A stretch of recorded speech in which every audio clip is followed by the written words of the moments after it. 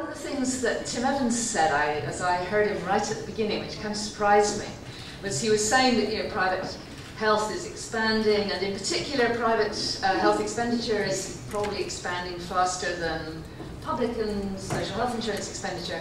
And actually the data show the opposite, and I think that's kind of interesting.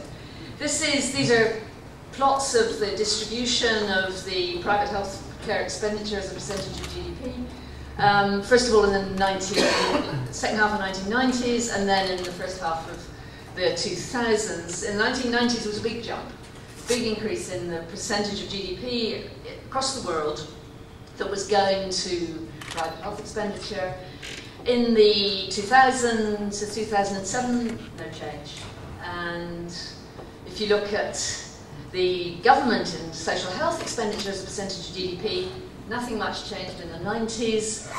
Big increase over the 2000-2007. There's been a shift back. There's been a distinct shift towards, and it's not just in the low-income countries, towards a sense that financing through public and social health insurance and that sort of socialised finance in the 2000s. And I suspect that that's right, that there's something emerging there. So I just thought. And what I wanted to say initially in relation to Tim's comment was that we need to be careful about justificatory narratives and data. So bean counting is useful to some extent. And the places where it's useful is to kind of be careful about not sort of assuming that because there's a lot of something, that it's great. I've listened to some absolutely fascinating discussions over the rest of the day, and I just wanted to make half a dozen points. And Jerry, I know, is going to pick up on one or two of the things I'm going to say. The first one picks up on something that Jerry just said, which is that I think emerging from the day has been a recognition of how heterogeneous, how various, both private and public and whatever the sector in the middle is supposed to be called. And I think there's a kind of emerging consensus around the place that we do need to move away from this notion that the private sector is a thing and the public sector is a thing, and instead think in terms of the dynamics of the whole sector. And if we draw a bit on the kind of industrial economics that one finds people use in all the other sectors in the world except health, then what do we know? We know that heterogeneity, variability in things like size of firms and so on, is persistent.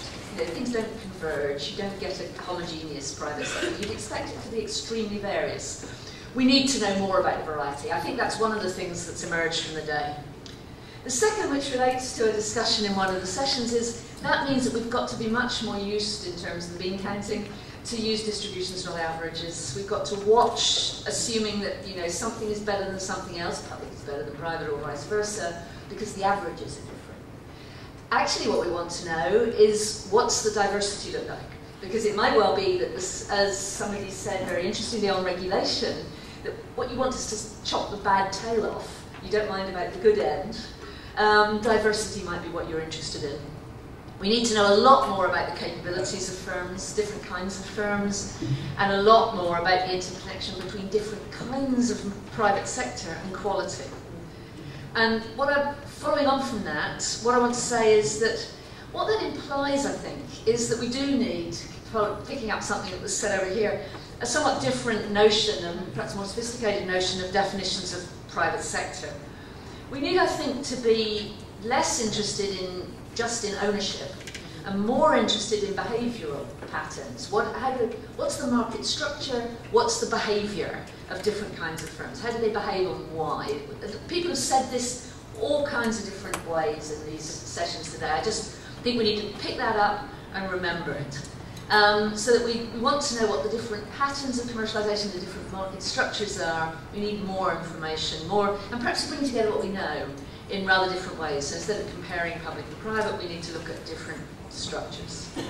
And I've got two or three more points. One is that one of the things we clearly need to do in terms of access, and people have said versions of this, is try and find ways in which the bottom end of the income distribution can get into care. One of the things we need to know is what makes private provision free at the point of use based on third-party payment work.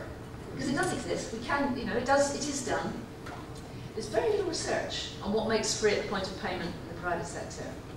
actually work in developing country contexts. 2 more points. The private insurance issue, although there's not much research and discussion, which I think is right, on private insurance, there is, quite a lot of push on the kind of HMO type provision in middle income countries. I think we need to sort of think about the market structures involved in that. There's a lot of criticism of that. We probably need more work actually on just the business structures, the conflicts of interest and the cost implications in that particular push. And finally, in terms of making sense of the healthcare private sector, we need, I think, to take much more seriously, I think this has emerged from a number of discussions and has implications, how the private sector in health relates to the way in which private sector development strategies happen more generally in different countries. There's a lot of discussion about ownership policy, but actually, of course, the health sector is an enormous economic sector. It's quite central sometimes to the way governments think about their development strategy.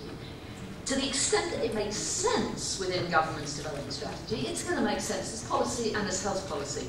But those 2 things are very, very interrelated at the moment, poorly interrelated. So that the issue of beneficial and destructive forms of competition for development, as well as for health, is under-researched, and so is the scope for innovation and innovative market structures.